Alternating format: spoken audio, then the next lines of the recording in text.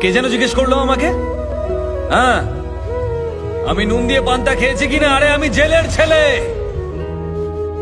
আমার নিঃশ্বাসে প্রশ্বাসে নুন রয়েছে। স্যার 1 কেজি টমেটোর দাম কত জানেন?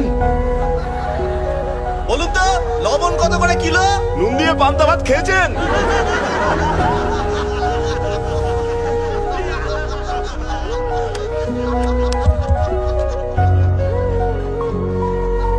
আজ আপনাদের কথা শুনে খুব লজ্জাই করছে আমার।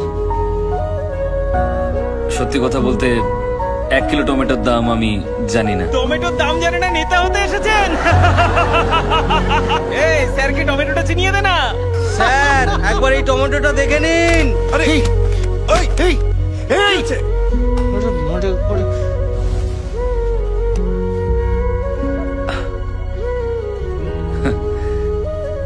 কিন্তু আমি আপনাদেরকে এই টমেটো নিয়ে একটা ক্রাইম স্টোরি শোনাতে পারি।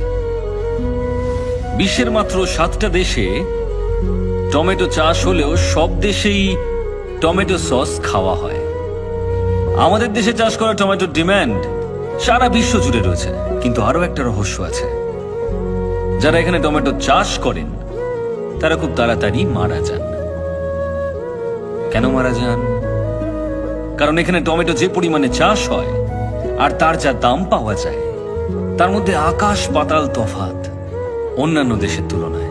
ধরুন এখানে এই টমেটো বিক্রি করে আর এই টমেটো বিক্রি করে একই দামে। প্রচুর চাহিদা থাকলেও আমি টমেটো কিনছি শুধু ওর কাছ থেকে, আর বাকি লোকজনদেরকে আমি বলছি যে ওর কাছ থেকে টমেটো কিনবেন না। আর টমেটো কতদিন ভালো থাকে? মাত্র 2 দিন। আমি কিন্তু জানি না কার টমেটো আগে নষ্ট হবে, কিন্তু দুজন বিক্রেতাই সবসময় ভয়ে থাকবে।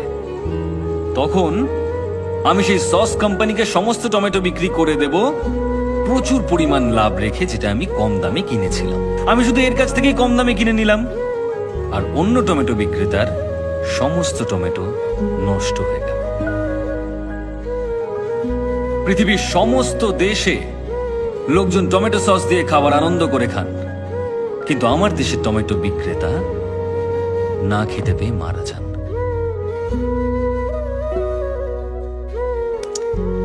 তাই পরের বার যদি আমাকে আপনারা টমেটো ছুঁড়তে চান, তাহলে দয়া করে ওই টমেটো বিক্রেতাদের কথা মনে রাখবেন। কি হলো? আপনারা সবাই চুপ কেন? কারোর কিছু বলার থাকলে বলতে পারেন। স্যার, আমার একটা প্রশ্ন আছে। হ্যাঁ বলুন না। আমরা কেউ এখানে ভোট দেওয়ার সময় যাই না, জানি যে ওটা জালি ভোট হয়ে যাবে, কিন্তু আপনি একটা ভোটের জন্য এত কিছু কেন করছেন?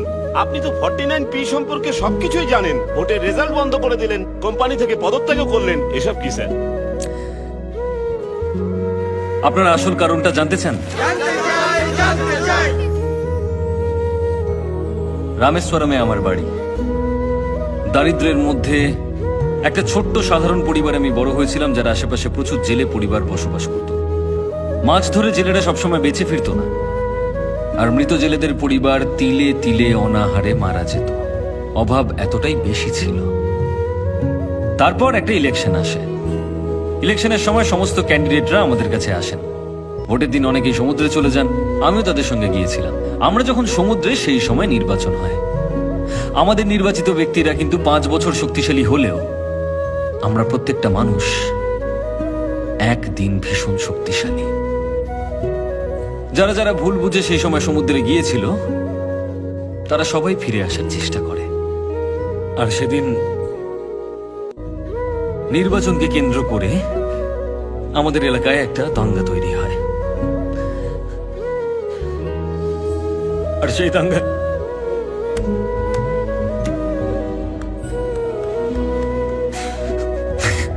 দাঙ্গায় আমার বাবার সঙ্গে 13 জন মানুষ মারা যায়। আর যারা মারা যায়নি তাদের সকলকে আহত করার চেষ্টা করা হয়েছিল, যাতে তারা উঠে দাঁড়াতে না পারে। আমার বাবা দাঙ্গার বিরুদ্ধে লড়েছিল, কিন্তু কেউ আমার বাবাকে বাঁচাতে আসেনি। একটা মানুষ মারা যাওয়ার পর তার সমস্ত অন্ত্যেষ্টিক্রিয়া করার জন্য 2000 টাকা খরচ হয়, আর জেলেদের 2 বছর লাগে ওই 2000 টাকা কামাতে। সুতরাং মৃতের শরীর নিয়ে এসো আর সেটাকে সমুদ্রে ছুঁড়ে ফেলে দাও। আমার বাবাকেও আমি মারা যাওয়ার পর সমুদ্রে ছুঁড়ে ফেলেছি। শুনেছি সমুদ্রে মৃতের অস্থি বিসর্জন করা হয়, কিন্তু আমি আমার বাবাকে করেছি। যে নির্বাচনে জিতেছিল সে কিন্তু কিচ্ছু করেনি। জেলেদেরকে বাঁচানোর জন্য আমার মা সংগঠন তৈরি করেন, জেলের বাচ্চাদেরকে পড়ানোর জন্য স্কুল তৈরি করেন, সবকিছু তৈরি করেন। অনেক বাচ্চাদেরকে শিক্ষিত করেছেন আমার মা, অনেককে। সেদিন দেশের সমস্ত নিউজ চ্যানেল থেকে ইন্টারভিউ নিতে এসেছিল আমার। আমি যে দেশেই থাকি না কেন, যেভাবেই থাকি না কেন, আমি ফিরে আসি নির্বাচনের দিন।